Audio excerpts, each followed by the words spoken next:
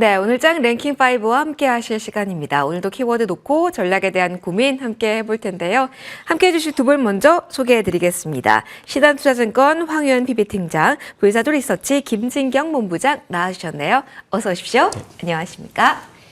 자, 전반적으로 좀 고민이 되는 한시 구간 오늘 오후에 지나가고 있습니다. 거품 논란에 대해서 우리는 어떤 시각을 가져야 되는 건지 변동성 궁금합니다. 하나씩 열어보면서 이야기 조언 들어보도록 할게요. 반도체 위주로 먼저 시작을 할 겁니다. 엔비디아가 가지고 있는 이 모멘텀에 조금 더 기대도 될까요? 대중 수출이 확인된다면 더 모멘텀을 탈 수 있을까요?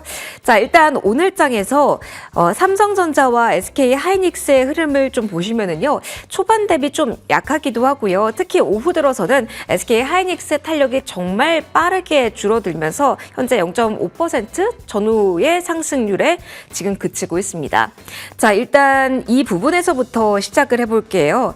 황유연 팀장님, 사실 금요일 날 많이 힘들었고요.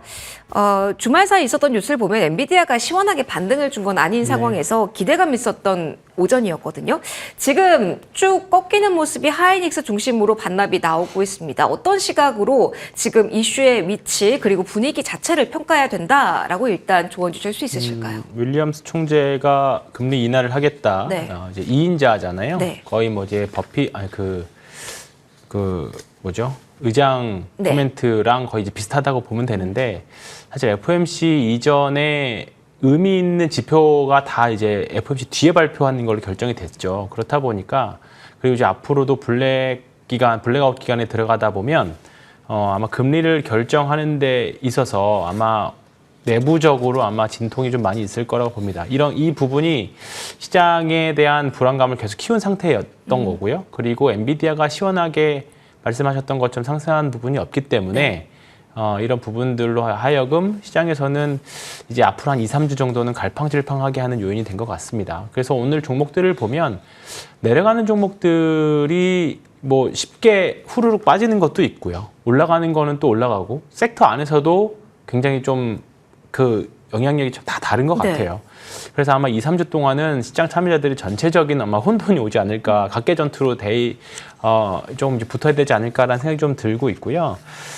하이닉스와 삼성전자, 상대적으로 좀 하이닉스가 계속 약한 모습을 좀 맞아요. 보여준다라고 하는 부분은 우리가 구글의 상승에서 알 수 있을 것 같습니다. 최근에 구글 주가는 다른 빅테크 주식들 대비해서 굉장히 좋은 모습 보였고, 마이크로소프트를 제치고 이제 시총 3위까지도 올라온 상태입니다. 이번에 발표한 제미나이 3에서 우리가 힌트를 좀 볼 수 있을 것 같은데, 구글에서 만든 이제 에이직 칩인 TPU를 통해서 이번에 제미나이 3를 만들었다라고 밝혔습니다. 이렇게 되면 사실 그러면 엔비디아의 GPU 비싼 가속기가 필요 없다라는 것도 또 시장에서는 어떻게 보면 위협이 될 수도 있는 부분들인 거죠. 앞으로도 또 이런 식의 AI 에이전트들이 더 나올 수도 있다라는 부분들인 것 같습니다.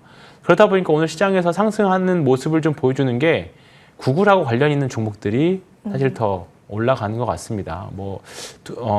이수페타시스 같은 종목들, 초기부터 같이 했었던 이수페타시스도 그렇고요. 상대적으로 삼성전자가 SK하이닉스보다 조금 더 좋은 모습들이고, 기판 쪽도 좀 좋은 모습이고, 앞으로 더 이런 TPU를 더 발전하려면 가장 많이 필요한 게 결국은 MLCC 같은 거거든요. 그렇다 보니까 삼성 전기가 더 센 모습들이고, 그래서 이제 삼성과 관련된, 구글하고 삼성은 협력을 계속 오랫동안 해왔기 때문에 삼성과 관련된 벤더들이 훨씬 더 좋은 모습을 보여준 것 같습니다. CCL 같은 두산도 마찬가지고. 그래서 지금의 흐름이 썩 좋은 모습들은 아니에요, 대형주들이. 그런데 오늘 수급적으로 힌트를 살펴볼 수 있는 거는 선물 쪽에서 외국인들이 역시나 좀 많이 들어오고 있는 모습들은 좀 있습니다. 그러니까 대외적인 호재만 있으면 언제든지 현물은 따라 들어올 준비는 되어 있어요. 근데 뭔가 트리거가 세게 오지는 못하는 그런 양상이다 보니까 종목별로 대응하셔야 되는 그런 양상이 아닌가 싶어서, 일단 테크 주식들은 보셔야 되는 건 보셔야 되는 건데 소부장단에서도 지금 격차가 많이 갈립니다. 그래서 일단 삼성과 관련된 밸류체인들 먼저 위주로 보시는 게 낫지 않겠느냐. 일단은 단기적으로는 그렇게 귀를 좀 드리겠습니다. 그러면은 탑2의 한정에서는 당분간은 팀장님 위로 얼만큼 가나요의 문제가 아니라 하방을 어느 정도 어느 라인에서 견조히 하는지를 포인트로 보면 맞을까요? 맞습니다. 삼성전자도 사실 지금 썩 좋은 모습은 아니지만 하이닉스는 지금 음봉을 그리고 있고 삼성전자는 양봉을 그래도 보여주고 있거든요. 그러니까 뭐 주가 차트라는 게 언제든지 외부 이벤트가 나오고 특히나 지난주부터 오늘까지 이어져온 흐름은 뭐 이따 다룰 내용이 좀 방산도 마찬가지고 그다음에 뭐 그 일본과 중국에 관련된 뉴스도 마찬가지고 뭔가 시장에 미치는 영향이 갭으로 지금 다 떨어지고 있는 상황이거든요. 그렇다 보니까 지금 특히나 한국 시장에서 대응하기가 좀 어려운 상황이에요. 아마 앞으로 2, 3주는 좀 그렇게 될 것 같고요.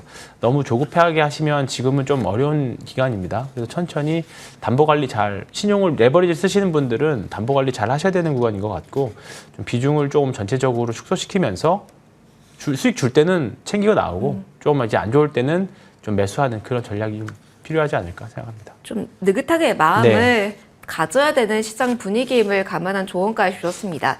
그럼에도 호재가 나온다면 가정 아래 이 모멘텀도 좀 체크를 해보도록 하죠. 김진경 본부장님과는 엔비디아 말 뉴스를 좀 체크를 해보려고 합니다.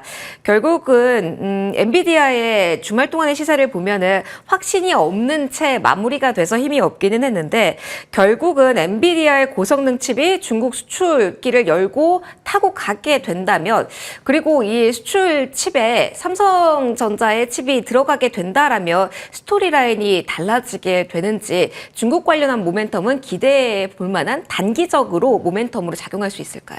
네, 일단은 뭐 수출에 대해서 허용 검토 단계라고 알려진 상황이고요. 그렇기 때문에 뭔가 확정적인 내용들은 아직 나오지 않은 상황이기 때문에 섣부로 좀 기대감보다도 일단은 좀 더 과정들을 좀 지켜볼 필요는 있을 것 같습니다. 그래서 아직 최종 결정을 하기 전에는 너무 큰 기대감을 가지시는 것보다도 이런 관련 내용들을 우리가 좀 더 수시로 좀 체크를 해봐야 되지 않을까라고 먼저 말씀을 드려보도록 하겠고요. 만약에 그 이제 수출이 또 허용이 이제 되게 된다면은 분명히 또 한국 반도체 업계에는 또 호재가 되지 않을까라고 생각을 해볼 수 있을 것 같습니다. 특히나 삼성전자에게도 좀 좋은 영향을 좀 미치지 않을까라고 볼 수가 있을 것 같고 이렇게 만약에 이 중국 쪽으로 수출이 시작이 되게 된다면은 최근에 엔비디아의 HBM3 품질 평가를 이제 통과를 했기 때문에 삼성전자의 경우는 통과를 했기 때문에 이 부분 안에서 어떤 수의 기대감도 나와줄 것이고요. 또 SK 하이닉스의 경우는 이제 또 엔비디아 주력 협력사이기 때문에 역시나 한국 반도체 기업들의 제품이 더욱더 늘어날 가능성이 있다는 것이죠.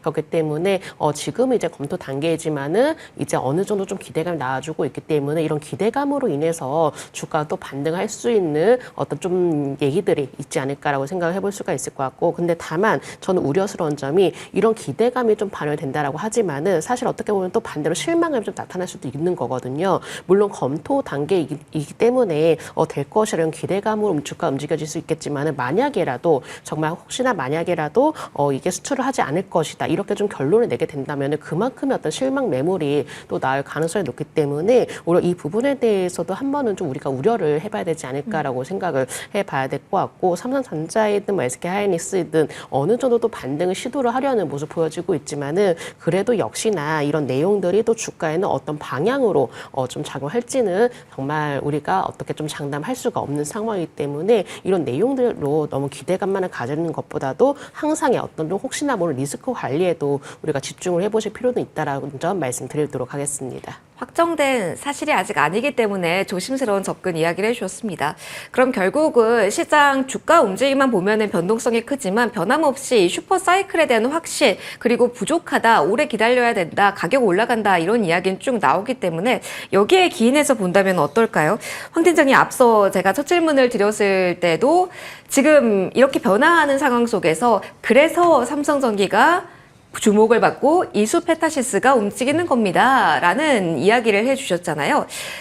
반도체에 대한 사이클에 대한 믿음이 있다면 정말 쇼티지라는 단어가 전면에선 이러한 종목들 중심으로는 안정적이다. 투자 지금적 전략적으로 접근도 가능하다고 볼 수 있을까요? 네. 뭐 아까 잠깐 말씀드렸지만 미국 시장에서 시총 뭐 전 세계 시총이겠죠. 전 세계 시총 3위가 이제 바뀌었습니다. 마이크로소프트를 4위로 끌어내리고 구글이 올라갔다라는 점은 굉장히 좀 의미 있는 변화라고 일단 생각을 합니다. 더군다나 다른 AI와 관련된 주식들이 다 우르르 하락한 가운데서 이제 구글만 올라갔다라는 점이 굉장히 좀 의미가 있는데요. 구글이 가지고 있는 이제 어플리케이션 중에서 이제 글로벌 1위를 하고 있는 앱이 한 20여 개 정도 된다라고 해요. 그만큼 자체 데이터들이 굉장히 좀 많이 있는 상황이죠. 그만큼 지금 AI 에이전트들이 학습을 하는 데 있어서 그러니까 인간이 만든 데이터들, 사람이 만든 데이터를 학습하는 게 아니라 이제는 AI가 만든 데이터들을 AI가 지금 학습하고 있는 그런 실정이거든요. 그런 관점에서 구글은 사람이 쓰는 데이터들을 가장 빠르게 접근할 수 있는 그런 단계에 있다라고 봅니다. 워낙에 사용하는 사람 수가 많다 보니까. 그런 점에서 우위를 가지고 있는 상황에서 이번에 TPU를 활용한 제미나이 3, 저도 사실 2달 전에 이제 GPT에서 제미나이로 바꿨거든요. 옮기셨어요? 유료 모델을. 오. 확실히 좀 검색이라던가 이런 부분에서 명확해진 것 같고 최근에 3.0으로 업데이트 되고 나서도 확실히 좀 제 기준으로는 좀 우위를 많이 보여주는 네. 것 같습니다. 뭐 제 기준도 그렇지만 공신력 있는 평가기관에서 나온 데이터들도 제미나이 3가 일단은 뭐 판도를 바꿀 수 있는 정도의 혁신성을 좀 보여주고 있는 상황입니다. 그렇다 보니까 지금 구글이 어떻게 보면 AI 버블이 터지는 거를 뭐 그 공을 구글이 이어져 가고 있다. 버블을 터트린다기보다는 바통을 구글이 가져가는 네. 그런 릴레이 달리기에서 이어 달리기에서 이제 그 바통을 구글이 가져가는 듯한 느낌이 굉장히 좀 강했습니다. 그러니까 하드웨어에서 이제 그걸 활용한 에이직 칩으로 넘어가는 그 과정에 있는 거죠. 네. 그 과정에서 부침이 좀 있는 상황이라고 보시는 게 좀 편할 것 같아요.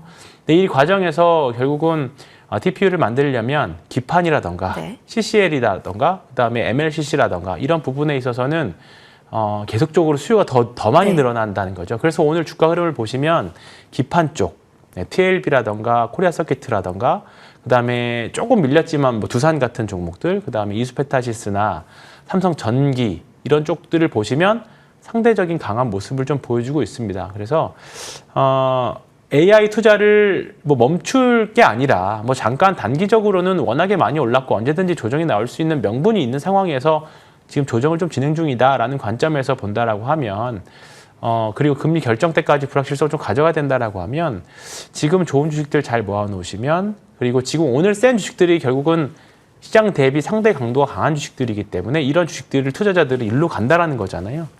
그렇게 된다라고 하면 오늘 센 주식들이 좀 눌릴 때 잘 접근해 보시는 게 좋지 않을까 생각합니다. 오늘 센 곳만 봐야 되나요? LG 말씀을 해주셨으니까 많은 분들이 파운드리 그리고 조금 더 네. 나아가서 디자인하우스까지 보실 것 같은데 그쪽은 움직이진 않는데 여기까지 펼치지는 말까요? 네, 아직은 그 확산되기까지는 투자 심리가 너무 좋은 편은 아닌 네. 것 같고요. 디자인하우스들이 좋기는 한데 아직 실적이 썩 예상치만큼 또는 기대치가 높은 상황은 아닙니다. 그래서 업황 자체가 좋으면 시장 심리 자체가 좋으면 모르겠는데 아직은 조금 이른 것 같습니다. 알겠습니다. 압축해서 강한 쪽 계속 보자라는 키포인트 언급을 해주셨고요. 강하다라는 이야기가 나와서 AI 시대에 조금 더 연결고리 가지고 가는 로봇도 보도록 하겠습니다. 김진규 부장님 사실 금요일 날 지수가 그렇게 흔들렸는데도 로봇에서는 강한 쪽이 있었죠. 오늘도 마찬가지입니다. 로봇이 전반적으로 다 강한 건 아니지만 눈에 띄는 강세가 로봇 쪽에서 나타나고 있거든요. 오늘 노란봉투법 시행령 입법 예고라는 국내 이벤트가 있기도 한데 트렌드상으로 어떻습니까? 로봇에 대한 관심을 가져볼 시점인지 조언 주신다면요.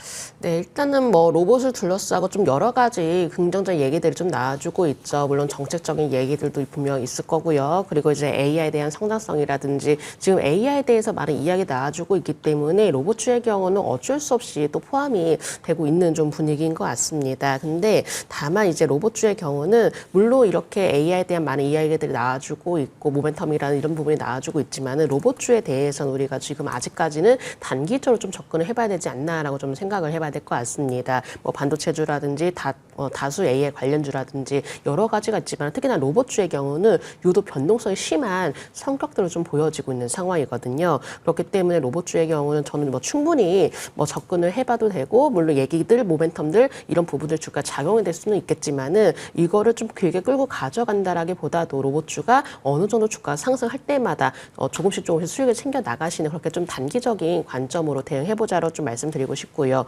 왜냐하면은 지금 보시면은 시장이 전체적으로 수급이 분산이 돼서 움직여지는 것이 아니라 수급이 한쪽으로 좀 쏠리는 현상이 진행이 된다는 것이죠. 그러니까 한쪽 이슈가 불거졌을 때 수급이 거기로 또 이동이 되고 또 한쪽이 이슈가 조금 더 불거졌을 때는 또 수급이 그쪽으로 이동이 되는 이런 수급이 쏠리는 현상들 좀 진행이 되고 있기 때문에 로봇주 역시도 계속적으로 어떤 성장에 대한 기대감을 가지고 꾸준히 오른다라기보다도 뭔가 얘기들이 나왔을 때마다 그때마다 수급이 한 번에 좀 쏠려지면서 주가가 상승하는 그런 양상들을 보여왔기 때문에 이런 성향들을 우리가 조금 더 파악을 해보실 필요가 있겠다라고 좀 말씀드려보고 싶고, 특히나 로봇주가 지금 주목이 되긴 하지만 또 로봇주가 수혜가 되게 된다면은 또다시 어느 정도 또 수급이 좀 빠져나가야 됩니다. 그러니까 그만큼 주가 또 변동성이 다시 나타날 가능성이 높기 때문에 로봇주에 대해서 우리가 지금 긍정적으로 바라볼 수는 있겠지만은 조금 길게 관점을 바라보시는 것보다는 좀 단기적인 변동성에도 한 번 좀 우리가 유의하실 필요가 있겠다라는 점 말씀드리고 싶고요. 아직까지 로봇주의 경우는 이 성장에 대한 얘기들은 충분히 있다고 생각되지만은 성격상 테마주적인 성격도 포함이 되고 있기 때문에 이런 점에 대해서는 우리가 좀 참고를 해주실 필요는 있다라는 점 말씀드리도록 하겠습니다. 알겠습니다. 짧게 지금은 너무 멀리보다는 단기적인 변동성에도 유의하자라는 점 언급을 해주셨고요. 그러면 이어가 보도록 할게요. 오늘 시장 집중되고 있는 재료가 바로 러우 정책이 끝날까? 그러면서 재건 관련주에 관심을 가져도 될까? 이 부분이거든요. 중대형주도 움직임이 나오고 데모 같은 경우는 상한가가 풀리질 않고 있어서요. 김진기 본부장님 좀 연결해서 갈게요. 이쪽 뉴스는 어떻습니까? 그 어느 때보다도 다시 한번 재건 그리고 평화 관련된 이야기가 많이 나오고 있습니다. 평화 프레임워크 마련했다는 소식까지 전해진 상황인데요. 재건 관련주 본부장님, 오늘장부터 이렇게 움직이기 시작한다라고 한다면 여러 번 이야기한 이슈긴 하지만 이번엔 조금 다른 시각으로 봐도 될 자리일까요? 네, 지금의 경우는 이제 그 전과 다르게 종전에 대한 기대감이 정말 크게 작용이 되고 있는 것 같습니다. 그렇기 때문에 여러 가지 지금 종전 관련주를 좀 주가가 큰 폭으로 상승하는 모습 보여지고 있는데, 만약에 정말 실제로 종전이 되게 된다면은 오히려 이렇게 관련 기업들에게는 이렇게 충분한 수주가 좀 자군되지 않을까, 이런 기대 심리도 좀 나타나고 있는 것 같고요. 지금으로서는 사실 종전이 되었다 이런 것보다도 종전이 되지 않을까, 이런 기대감을 좀 주가가 반영하고 있는 듯한 모습 보여지고 있고, 근데 다만 지금의 이제 기대감만으로 주가가 상승하는 모습 보여지고 있기 때문에 실제로 만약에 종전이 확실시 되게 된다면은 과연 주가는 또다시 어떤 방향으로 잡을까가 가장 중요한 것 같습니다. 그러니까 만약에 종전이 확실히 되게 된다면은 또 여기에 따른 차익 매물이 나올 수 있는 거고요. 아니면은 오히려 더 큰 기대감을 가지고 주가가 상승할 수도 있는 거고요. 이런 방향성이 또다시 갈라질 가능성이 높기 때문에 이 종전 이후부터도 관련주들 흐름도 우리가 좀 체크를 해볼 필요가 있을 것 같고, 근데 다만 지금의 경우는 기대감으로 좀 주가가 움직여지고 있는 시점이기 때문에 단기적으로는 우리가 투자에 좀 활용을 해볼 수는 있을 것 같습니다. 근데 만약에라도 또다시 어떤 실망적인 얘기가 나올게 될 경우는 주가는 또다시 제자리로 돌아갈 가능성이 높기 때문에 이런 부분에 대해서 우리가 조금 더 유의해 주시면 좋으실 것 같고, 이렇게 종전 관련주들, 재건 관련주들의 경우는 유독 이슈라든지 또 테마주적인 성격을 가지고 움직이는 경향들이 높기 때문에 우리가 조금은 리스크 관리에도 주의를 하시면서 대응을 하실 필요는 있다는 점 말씀드리도록 하겠습니다. 아무래도 이쪽 뉴스는 예측 가능한 영역은 아니다 보니까 이렇게 조심스러운 의견도 함께 제시를 해주신 것 같습니다. 황 팀장님의 의견도 들어보도록 할게요. 오늘 초반 대비로는 낙폭이 방산이 좀 만회가 된 쪽도 있습니다만 지수 대비로 했을 때 많이 좀 흔들리는 쪽이 많습니다. 방산이 많이 흔들리고 재건이 부각받는다. 연결고리가 깊다라는 가정을 하고 이 사이에 전략적 활용도 가능하다고 보실까요? 방산 섹터는 실적은 좋죠. 네. 네, 실적은 좋고 다만 이제 내년까지도 좋을 건데 그게 그 이후에 뭔가 있을까에 대한 사실 고민이 더 있는 거죠. 그러니까 수주도 나와야 되고 수주 모멘텀도 사실 올 연말까지 해서 거의 다 나온 것 같고 추가적인 내용이 뭐가 있을까에 대한 소멸이 되다 보니까 올 가을을 기점으로 일단은 단기 하락 추세에 접어든 것 같고 네.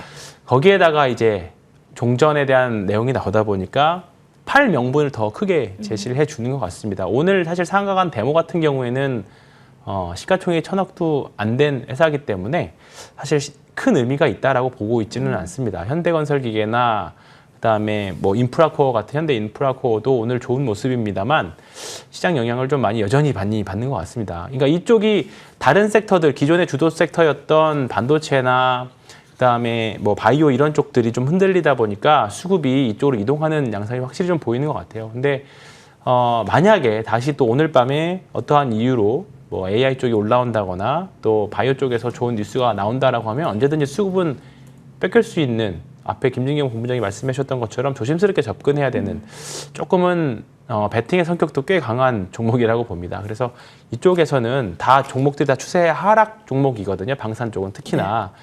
그래서 사실 지난주에 이제 이재명 대통령이 중동을 가는 것 때문에 많이들 좀 기대를 하셨을 거라고 봅니다. 근데 결국은 모멘텀이 별로 없었고요. 단기 같다라는 모멘텀 정도. 이제 하반기로 가면 갈수록 내년을 보아야 되는 시즌인데 내년에 사실 아직까지는 이제 뭐 사실 말 그대로 나와야 그렇죠. 수주죠. 이제 그 수주가 나오기 전까지 어떤 조선이랑 좀 결이 비슷한 것 같아요. 예, 수주가 좀 나와야 상승 모멘텀들이 좀 다시 재상승할 수 있는 모멘텀이 좀 있을 것 같아서 방산 쪽은 계속 좀 보수적으로 보시는 게 낫지 않나 생각합니다. 지금 일단은 보수적으로 봐야 된다. 네. 수주에 대한 모멘텀이 조금 더 강화될 필요가 있을 것이다 라는 의견이었습니다. 자, 그럼 오늘 눈길이 가는 쪽 제약바이오에서도 뉴스가 많습니다. 한번 확인을 해보도록 하죠. 제약바이오 내에서 오늘 일정상 가장 주목하셨을 이슈가 삼성바이오로직스의 향방, 여기에 있으셨을 겁니다. 자, 오늘 인적 분할 후에 증시에 재상장한 첫날입니다. 그래서 궁금한데요. 김진경 본부장님, 삼성바이오로직스가 현재 구간에서는 일단 하락 쪽에서 머물고 있습니다. 다만 200만 원, 그리고 최대는 209만 원까지 증권가의 시각은 정말 긍정적으로 나오고 있거든요. 안정적으로 이렇게 가능하다. 새로운 시대에 대한 기대감 자체가 큰데 이 기대감을 가져가는 자리에 오늘 장에서의 흐름은 어떻게 봐야 돼요? 추가로 그러면 업사이드에 대한 분석을 어떻게 해야 되는 건지 본부장님의 시각은요? 네, 일단은 뭐 오늘 이제 재상장 이제 당일이었는데 이제 장 초반에 좀 큰 폭으로 좀 하락하면서 또 시작했습니다. 현재로서는 좀 낙폭을 또 빠르게 줄여 나가는 모습 좀 보여지고 있는 상황이고요. 사실 이렇게 좀 재상장 전부터 꾸준하게 많은 기대감들이 좀 많이 높아졌었죠. 그만큼의 기대감으로 인해서 딱 상장이 되고 나니까는 어느 정도는 일단 뭐 좀 차익 실현에 대한 부분들이 나온 게 아닌가라고 좀 봐야 될 것 같고요. 다만 이번 분할이 오히려 삼성바이오틱스에게는 좀 더 긍정적인 영향으로 작용되지 않을까라고 좀 생각을 해봐야 될 것 같습니다. 워낙에 이 CDMO 쪽에 대한 사업 가치가 뚜렷하게 나타날 것이다라는 인식이 확산이 되고 있는 시점이기도 하고요. 그렇다면은 오히려 수주 경쟁력이 더욱더 커질 가능성이 높기 때문에 오히려 이에 따른 기대감도 점차적으로 확산이 되지 않을까라는 점, 그런 부분들로 봤을 때는 이번 이렇게 좀 재상장을 했던 부분들이 우리가 삼성바이오틱스에는 좀 좋은 계기가 되지 않을까라고 생각을 해봐야 될 것 같고요. 일단 뭐 에피솔틱스의 경우 이제 단기적으로 바이오시밀러에 좀 더 집중한다라고 한다라는 이렇게 얘기들이 좀 나와주고 있는데, 다만 에피솔딩스의 경우는 뭔가 좀 더 가시적인 성과를 좀 보여줘야 될 것 같습니다. 그런 성과들을 보여주면서 어떻게 평가가 되는지 이런 부분들로 해서 주가의 향방이 달라지지 않을까라고 좀 볼 수 있을 것 같고, 다만 삼성바이오틱스의 경우는 뭐 지금 당장 주가가 상승을 한다 이런 기대감을 가져간다라기보다도 그래도 재상장을 하면서 새롭게 또 가치가 부각이 되고 있는 시점이기 때문에 지금부터 우리가 조금은 어떤 주가의 방향이라든지 추세적인 흐름이라든지 이런 부분을 체크를 하면서 어떤 좀 주가가 추세적인 방향으로 자꾸 흘러나가는지 이런 부분을 좀 지켜볼 단계는 아닌가, 지켜볼 단계이지 않았나라고 좀 생각을 해봐야 될 것 같습니다. 그럼 본부장이 오늘 홀딩스 쪽의 주가 흐름만, 오늘 첫날의 흐름만 본다면 어떻게 보세요? 과하다, 기계적인 조정은 있을 것이다 라는 이야기가 나오긴 했습니다만 과하다라고 생각이 드시는지, 아니면 조금 더 지켜봐야 된다 시선으로 일단 지금의 위치를 보고 계실지?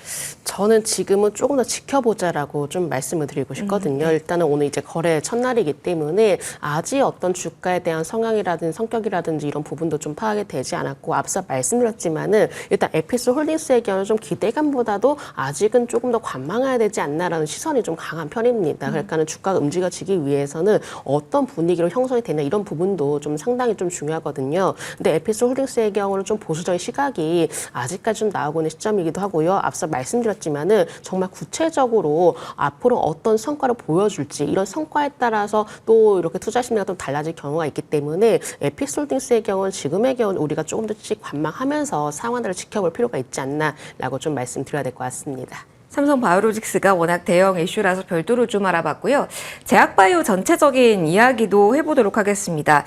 지금 코스닥 지수가 1%대 하락폭입니다. 장중 저점을 지나가고 있는데 코스닥 내에서 제약바이오 종목의 하락폭이 좀 많이 커지고 있는 상황입니다. 황 팀장님, 반도체가 우르르 AI가 전체적으로 강하게 살아난 시소 상태도 아닌데 오늘 코스닥 내부에서 지난주 후반까지도 버티던 종목들, 기술 이전 기대감 가지던 종목들 중심으로도 많이 하락폭이 일단은 나옵니다. 초반에 강했던 D&D 파마텍도 밑꼬리가 길게 달려버렸고요. 이 변동성 그리고 오후의 약세 일단 어떻게 생각을 해야 할까요? 일단은 오늘 가장 좀 어이없게 많이 빠지는 게 펩트론인 것 같은데 네. 펩트론 특별한 이유는 보이는 것 같지는 않습니다. 사실 오늘 삼성바이오로직스가 재상장하면서 뭔가 그 안에서의 수급 뭐 리밸런싱이 있는지는 모르겠지만 아직까지 특별한 악재가 있는 것 같지는 않고요. 주가가 빠지니까 이제 어떤 이유 때문이다라는 추측성이 있긴 합니다만 아직까지는 확정된 것들은 아니기 때문에 저는 아직은 잘 모른다 정도로 말씀드리기 맞는 것 같고요. 네. 그거 외에 나머지 알테오젠이나 리가켄바이오, 뭐 보로노 이런 종목들을 보면 사실 뭐 언제든지 나와도 되는 정도의 조정인 것 같습니다. 그래서 아직까지는 뭐 금리 인하가 더욱더 단계 확정되면 될수록 아마 시장에서는 이쪽으로 더 몰릴 확률이 좀 높고 지금 미국 시장에서도 바이오 섹터들의 흐름이 상대적으로 계속 강한 모습들이 좀 나오고 있거든요. 그래서 조금은 조금 지금 주식 자체를 100% 가지고 있는 것 자체가 좀 부담스러울 수도 있지만 워낙에 심리 지수도 하단권이고 네. 그다음에 외국인들의 뭐 파생 쪽도 그렇게 완전히 하단권이고 그렇기 때문에 아직까지는 저는 너무 크게 레버리지만 쓰지 않는다면 지금 버티셔도 되는 건 아닌가. 일단은 특별한 악재가 있어 보이지는 않습니다. 알겠습니다. 특별한 악재가 없는 상태다라는 점 강조해 주셨습니다. 제약바이오 중심으로 이야기를 좀 해봤고요. 그리고 시장 큰 틀에서 본다면 오늘 정책에서도 해야 될 부분이 많네요. 오늘 뭐 단독 보도 나온 바에 따르면 빠르면 오늘 오후에 상법 개정안 대표 발의 나올 수 있다라는 이야기도 나왔는데 지금 구체적으로 확인된 뉴스는 없는 상황입니다. 다만 12월 이제 임박해온 상황 11월 마지막 주 지나가고 있습니다. 3차 상법 개정안이 임박해오고 구체화되면서 이러한 흐름에 조금 더 편승하는 전략이 필요할까? 이 관점이 궁금합니다. 황 팀장님 좀 이어받아 주세요. 상법 개정안에 대한 모멘텀을 추가로 받아갈 수 있을까요? 이번 주 지금 나오진 않았지만 관련된 안이 발의가 된다면 지주사 금융 쪽 중심으로 한 분위기 전환도 가능하다라고 보실까요? 뭐 이 이슈는 질문 주실 때마다 말씀드렸던 것 같아요. 단기적으로 생각하실 필요 전혀 없고요. 그냥 계속 가져가는 모습 있을 필요는 있습니다. 다만 지금 모든 지주사나 지금은 뭐 환율 때문에 그런지는 몰라도 시장이 전체적으로 좀 하락 압력을 좀 받고 있는 것 같습니다. 이 구간 또는 이 불확실성이 조금 해소되는 이 구간 앞으로 한 2, 3주 정도는 어쩔 수 없는 국면 같고요. 저점 매수를 개인적으로 좋아하지는 않습니다만 저점 매수를 해도 괜찮다라는 종목들은 지금의 증권이나 지주, 금융지주 쪽이지 않을까 생각합니다. 네. 왜냐하면 배당 수익률이 일정 부분 다 받쳐줄 거라고 보고요. 그리고 또 뭐 이런 법 개정을 통해서 언제든지 또 모멘텀을 한 번씩 또는 이제 지수 방어적인 성격으로 또 나올 수 있는 구간들이기 때문에 이쪽에 있는 종목들은 굳이 손절매나 매도하실 필요 없이 그냥 가져가셔도 되지 않을까 싶습니다. 뭐 조금 길게 뭐 리스크가 있다면 길게 늘어지는 정도의 리스크가 있지 않을까 싶어서 일단 상법 개정안도 상법 개정안이지만 뭐 지주사는 지금 엄연히 지금 우리나라 시장에서의 이제 한 축으로 이제 어느 정도 자리 잡아간 것 같습니다. 그래서 일단은 조금 길게 보신다라고 하면 성장률 정도의 폭발적인 뭐 상승세는 없을 수 있지만 계좌가 좀 어려울 때, 시장이 좀 어려울 때 지켜주는 역할을 할 수 있는 정도의 뭐 굳이 축구로 따지자면 수비수 역할을 할 수 있지 않을까 생각합니다. 안정적인 수비수, 네. 방어 역할을 할 수 있기 네. 때문에 그러한 모멘텀 기억을 해두자라는 이야기 해주신 겁니다. 다음 이야기 하나 더 해보고 넘어갈 텐데요. 본부장님, 저희 금산분리 관련된 이야기도 좀 해볼게요. 네이버 두나무 관련된 이슈도 보면은 27일 이번 주입니다. 합병 계획을 공식 발표한다라고 합니다. 토큰 관련해서 뭐 STO 관련해서 여러 가지 일정이 있어도 뚜렷한 연속성 반응은 나오진 않았거든요. 합병 공식 발표되면서 구체적인 내용이 전해진다면 네이버 조금 더 가서는 STO 쪽까지 영향력 있을 수 있을까요? 이슈목에 어떻게 진단하십니까? 일단은 아직 뭐 네이버의 주가는 크게 반응을 하지 않는 좀 상황인 것 네. 같고요. 그래도 이런 내용들이 어쨌든 스테이블 코인 관련해서 뭔가 새로운 모멘텀이 생긴다 이런 부분에 대해서 좀 긍정적으로 좀 바라볼 수 있을 것 같습니다. 일단 네이버 입장에서는 뭔가 또 새로운 시장을 또 진출을 하게 될 것이고 또 여기에다 이제 또한 두나무 실적도 더해진다는 이런 부분에 있어서는 분명 네이버 쪽에 대해서는 조금 더 이득이 더 커지지 않는 상황이지 않나라고 좀 생각해봐야 될 것 같고요. 특히나 이번에 하나의 또 새롭게 이제 사업이 진출한 거에 대해서 더욱더 좋은 얘기들이 나올 수밖에 없는 게 이 국내 암호화폐 거래액이 올해 대비해서 더욱더 증가할 것이다. 이런 얘기를 좀 나와주고 있는 상황이거든요. 그렇기 때문에 점차적으로 암호화폐에 대한 거래는 꾸준히 증가세를 보일 것이고 여기에 따른 어떤 실적에 대한 반영 그리고 기대에 대한 반영 이런 부분들이 더해지면서 오히려 네이버의 주가에도 좀 훈풍으로 작용되지 않을까 이런 전망들이 좀 나와주고 있는 것 같습니다. 근데 다만 아직은 뭔가 이슈가 좀 커지지 않는 시점이기 때문에 이런 부분이 또 어떻게 반응할지는 아직까지 좀 모르겠지만은 만약에라도 이런 내용들이 좀 더 구체적으로 진행되면서 좀 더 주가가 반응하게 된다면은 오히려 28만 원 선을 좀 돌파 여부도 확인해 보실 필요가 있으실 것 같고요. 왜냐하면 네이버가 최근 들어서 주가가 오를 때마다 28만 원 선에 좀 막히는 흐름들이 나와줬었거든요. 그렇기 때문에 1차적으로 이제 28만 원 선 돌파 여부 좀 체크를 해주시면 좋으실 것 같고 그래도 이번 새로운 사업을 통해서 중장기적으로 어떤 기존 사업도 강화를 해 나가줄 것이고 또 새롭게 수익 창출이 이어질 것이라고 판단되고 있기 때문에 이런 내용들에 대해서는 중장기적으로 하나의 모멘텀을 좀 가지고 간다. 이런 관점으로 좀 말씀을 드려보도록 하겠습니다. 기술적인 부분도 봐야 되는군요. 매물대 벽을 시원하게 뚫어내는지 여부 확인하자라고 이야기해 주셨습니다. 소비 쪽도 둘러보도록 하겠습니다. 일단 오늘은 게임주 NC소프트 이야기로 시작을 하려고 하는데요. 아이온2 키워드를 호재로 그리고 악재로 번갈아 가면서 우리 이야기하고 있는 지난주 그리고 오늘입니다. 황 팀장님, NC소프트가 아이온2 때문에 올랐다가 내렸다가 다시 오늘은 긍정적인 시그널로 빨간불이 켜지고 있습니다. 어떤 시각으로 봐야 돼요? 이게 흥행 여부 1, 2주간의 트렌드를 보면서 확신 가져도 된다고 해도 될까요? 그 판단을 하기가 어려워요. 지금은 굉장히 좀 어려운 위치에 있는 것 같습니다. 뭐 일정 부분 급락 이후에 기술적으로는 급락 이후에 되돌림 정도의 반등 정도로 아직까지는 나타난 것 같고요.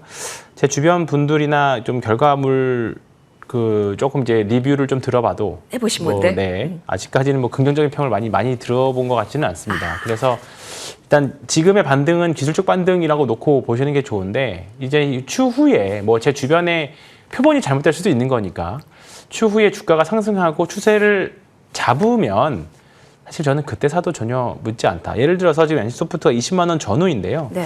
18만 원에 살 수 있었던 분들 사실 얼마나 됐겠습니까? 그리고 가지고 있던 분들이 이제 추가적으로 뭐 18만 원에 사서 20만 원 이상 올라가서 한 22만 원 정도 이상은 올라가야 추세적인 반등이 잡혔다라고 볼 수 있거든요. 그러면 한 바닥 저점 대비해서 한 3, 4만 원 정도는 그냥 기회비용 값으로 낸다고 생각하고 그 이후에 매매하시는 게 일단 추세 추종의 좀 정석인 것 같고요. 지금은 다른 종목들도 힘듭니다. 네, 소비주까지 특히 소비주 안에서도 가장 수급이 약할 수밖에 없는 물론 빈집이기 때문에 좋은 뉴스가 나오면 종목이 확 치고 들어갈 수 있어요. 근데 우리가 과거에 NC소프트가 10배 올라갔었던 그 시점과 지금 NC소프트를 바라보는 시점은 충분히 다르기 때문에 네. 그런 부분 잘 고려하셔가지고 기회비용을 잘 선택을 잘 하셨으면 좋겠습니다. 맞아요. 그 선택이 어렵고 기회 비용을 얼만큼 감내할 수 있는지 그것도 중요하죠. 게임주 NC 중심으로 이야기를 해봤고요. 소비 좀 넓혀볼게요. 김진경 본부장이 오늘